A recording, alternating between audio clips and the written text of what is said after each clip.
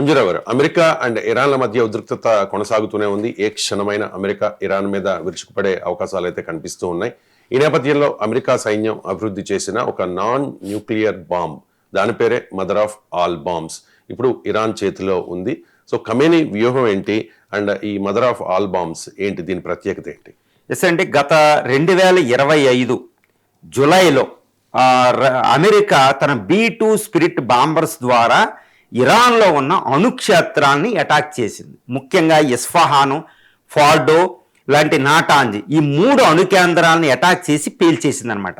అందులో B-2 spirit bombers వాడిన bomb పేరే MOAB, mother of all bombs లేదా GTU-32 అంటారన్నమాట. ఈ mother of all bombs bunker burst bomb 500 మీటర్ల భూమిలోకి కాంక్రీట్లు రాళ్లలోంచి సొచ్చుకెళ్ళి పేలుతుంది అనమాట. అతి శక్తివంతమైన, ప్రపంచంలోని అతి శక్తివంతమైన నాన్ న్యూక్లియర్ బాంబు, అణుబాంబు తర్వాత అంత శక్తివంతమైనది అనమాట ఈ మోబు ఏంటంటే ఒక బాంబు వాళ్ళు చాలా వందలు వాడారనమాట అణుక్షేత్రాలను పేల్చేయడానికి.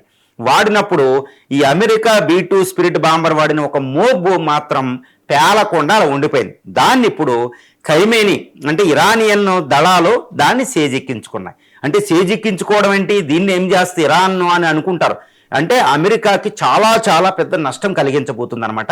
ఇది చైనాకి, రష్యాకి చాలా ఉపయోగం. ఎందుకంటే ఈ టెక్నాలజీని వాడుతుంది. ఇప్పుడు ఇరాన్ ఆ బాంబుని తీసి దాని టెక్నాలజీని, దాంట్లో ఉన్న అవియానిక్స్ని, ట్రాజెక్టర్ని, ఏ బాంబు వాడుతున్నారు, ఎందుకు అది బంకర్లోకి చొచ్చుకుని ఎలా పేలగలుగుతుంది, దాంట్లో వాడిన మెటల్ ఏంటి. ఎందుకంటే 500 మీటర్ల కాంక్రీట్ లోపలికి వెళ్ళి 100 నుంచి 500 మీటర్లు చొచ్చుకెళ్ళడం అంటే వాళ్ళు చాలా శక్తివంతమైన మెటల్ వాడతారు, అమాల్గమేషన్. ఏ మెటల్ ఏంటి, దాని టెక్నాలజీలు అన్నీ తీసేస్తారనమాట. తీసేసి రివర్స్ ఇంజనీరింగ్లో అలాంటి మాబ్ బాంబుని వాడుతుంది. అమెరికా ప్రయోగించే మాబ్ బాంబుకి విరుగుడు కూడా తయారు చేస్తుంది అనమాట. ఇది ఇప్పుడు ఈ టెక్నాలజీని ఇరాన్ వాడటమే కాదండి, ఇటు రష్యాకి ఇస్తుంది, ఇటు చైనాకి ఇస్తుంది. రష్యాకి ఆల్రెడీ ఉంది ఫాదర్ ఆఫ్ ఆల్ బాంబ్, కానీ చైనాకి అవసరం, చైనా మిత్రదేశం దానికి ఇస్తుంది. అంటే ఏంటి, అమెరికా టెక్నాలజీ బయటికి వెళ్ళిపోయింది. కాబట్టి ఈరోజు ట్రంప్కి చాలా ఇది ఖైమేనీ ప్రభుత్వం ప్రకటించింది ఈ విషయాన్ని, ఒక మాబ్ బాంబుని మేము తీసుకున్నాం, మీ బాంబు మా చేతిలో ఉంది ఇప్పుడు అని. అంటే ఎంతటి శక్తివంతమైన అమెరికా అస్త్రం వాళ్ళ చేతిలోకి వెళ్ళిపోయిందో చూడండి. టెక్నాలజీ కూడా వెళ్ళిపోయినట్టే.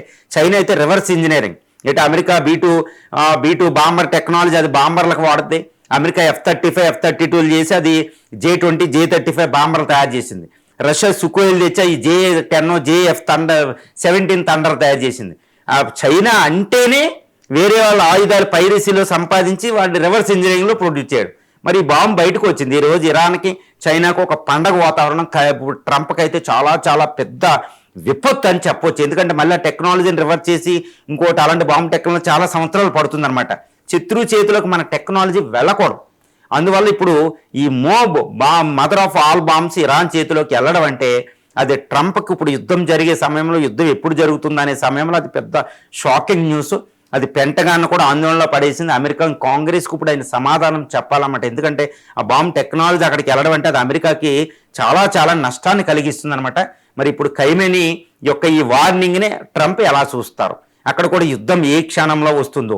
ఈ B-2 స్పిరిట్ B-52 బాంబర్స్ని రెడీ చేశారు. ఖైమేనీ మళ్ళా బంకర్లోకి వెళ్ళాడని తెలుస్తుంది. ఎందుకంటే B-52 అన్నీ ఖైమేనీనే టార్గెట్ చేస్తున్నాయి కాబట్టి ముందే ఖైమేనీని చంపడానికి. కాబట్టి ఖైమేనీ మళ్ళీ బంకర్లోకి వెళ్ళాడు. మొట్టమొదటిసారిగా అయతొల్లా అలీ ఖైమేనీ 1979 ఇస్లామిక్ రెవల్యూషన్ తర్వాత నుండి ఇప్పటివరకే ఒక సాంప్రదాయకంగా వస్తున్న ఒక ఎయిర్ ఫోర్స్ మీటింగ్కి ఆయన వెళ్ళలేదు. అంటే ప్రాణ ప్రమాదం ఉందని బంకర్లో ఉన్నాడని తెలుస్తుంది.